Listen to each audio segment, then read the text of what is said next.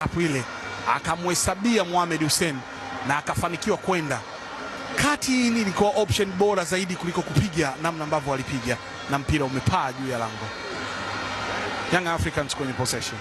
Libase Geye anazunguka vyema kabisa, bado mali iko uwanjani. Libase kama anaingia na kati, Libase anapita mara na Juki Abuya anashindwa kuwahi, lakini ni Libase Geye anaweka, awatoe nafasi Libase Geye. Geye anakata uwanja mtafuti Libase Geye. Geye anavuka kiunzi kile, anaweka pasi na Ibra.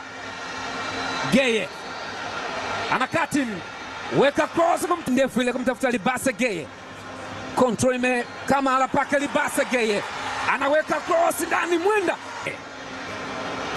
Kuna kibarua na Mohamed Hussein. Anamtafuta Libase.